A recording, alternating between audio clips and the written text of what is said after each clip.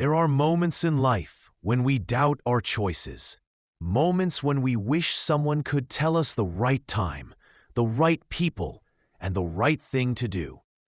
This is the story of a king and the 3 questions that changed his life forever. The 3 Questions by Leo Tolstoy. It once occurred to a certain king that if he always knew the right time to begin everything, if he knew who were the right people to listen to and whom to avoid, and above all, if he always knew what was the most important thing to do, he would never fail in anything he might undertake. And this thought having occurred to him, he had it proclaimed throughout his kingdom that he would give a great reward to anyone who would teach him what was the right time for every action, and who were the most necessary people, and how he might know what was the most important thing to do. And learned men came to the king, but they all answered his questions differently. In reply to the first question, some said that to know the right time for every action, one must draw up in advance a table of days, months, and years, and must live strictly according to it. Only thus, said they, could everything be done at its proper time. Others declared that it was impossible to decide beforehand the right time for every action, but that not letting oneself be absorbed in idle pastimes, one should always attend to all that was going on, and then do what was most needful. Others, again, said that however attentive the king might be to what was going on, it was impossible for one man to decide correctly the right time for every action, but that he should have a council of wise men who would help him to fix the proper time for everything.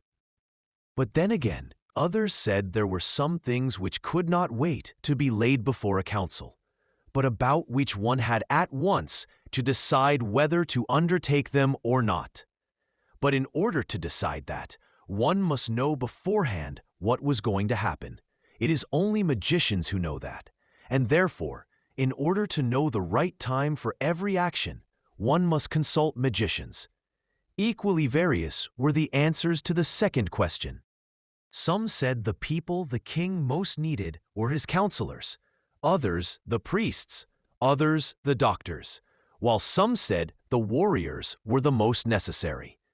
To the third question, as to what was the most important occupation, some replied that the most important thing in the world was science. Others said it was skill in warfare, and others again that it was religious worship. Drawing of a king's throne room. All the answers being different, the king agreed with none of them, and gave the reward to none. But still wishing to find the right answers to his questions, he decided to consult a hermit, widely renowned for his wisdom. The hermit lived in a wood which he never quitted, and he received none but common folk. So the king put on simple clothes, and before reaching the hermit's cell, dismounted from his horse. Leaving his bodyguard behind, he went on alone. When the king approached, the hermit was digging the ground in front of his hut. Seeing the king, he greeted him and went on digging. The hermit was frail and weak, and each time he stuck his spade into the ground and turned a little earth, he breathed heavily. The king went up to him and said, "I have come to you, wise hermit, to ask you to answer 3 questions. How can I learn to do the right thing at the right time? Who are the people I most need, and to whom should I therefore pay more attention than to the rest? And what affairs are the most important and need my first attention?" The hermit listened to the king, but answered nothing. He just spat on his hand and recommenced digging. "You are tired," said the king. "Let me take the spade and work a while for you." "Thanks," said the hermit, and giving the spade to the king, he sat down on the ground. When he had dug 2 beds, the king stopped and repeated his questions. The hermit again gave no answer, but rose, stretched out his hand for the spade, and said, "Now rest a while, and let me work a bit." Drawing of a man working in garden. But the king did not give him the spade and continued to dig. 1 hour passed, and another. The sun began to sink behind the trees, and the king at last stuck the spade into the ground and said, "I came to you, wise man, for an answer to my questions. If you can give me none, tell me so, and I will return home." "Here comes someone running," said the hermit. "Let us see who it is." The king turned round and saw a bearded man come running out of the wood. The man held his hands pressed against his stomach, and blood was flowing from under them. When he reached the king, he fell fainting on the ground, moaning feebly. The king and the hermit unfastened the man's clothing. There was a large wound in his stomach. The king washed it as best he could, and bandaged it with his handkerchief and with a towel the hermit had. But the blood would not stop flowing, and the king again and again removed the bandage soaked with warm blood, and washed and rebandaged the wound. When at last the blood ceased flowing, the man revived and asked for something to drink. The king brought fresh water and gave it to him. Meanwhile, the sun had set, and it had become cool.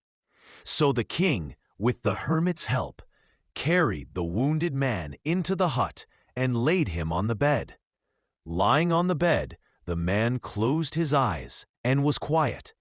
But the king was so tired from his walk and from the work he had done that he crouched down on the threshold and also fell asleep, so soundly that he slept all through the short summer night. Drawing of a man caring for sick person.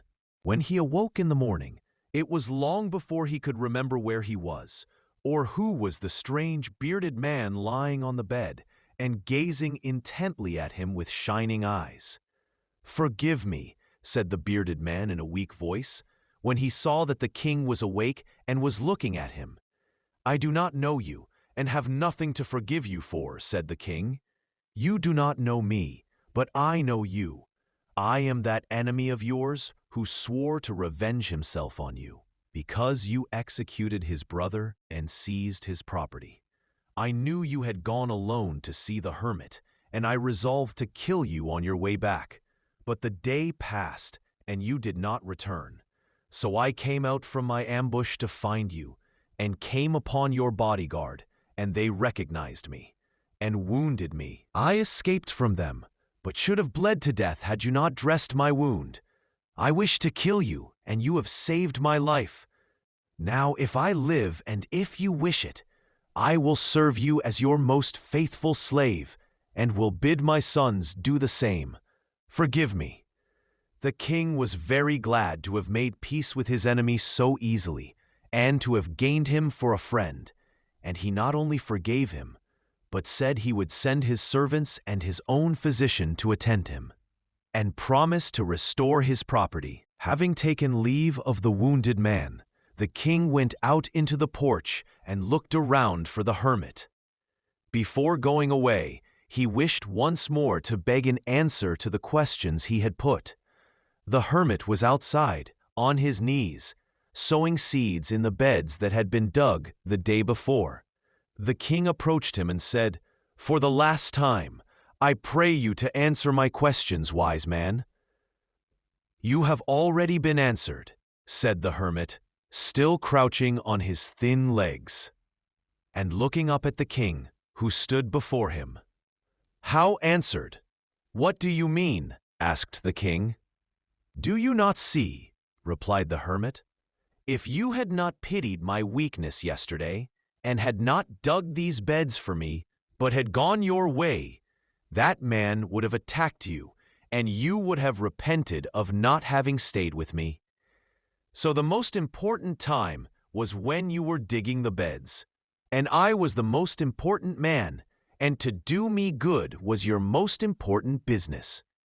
Afterwards, when that man ran to us, The most important time was when you were attending to him. For if you had not bound up his wounds, he would have died without having made peace with you. So he was the most important man, and what you did for him was your most important business. Remember then, there is only one time that is important, now. It is the most important time because it is the only time when we have any power.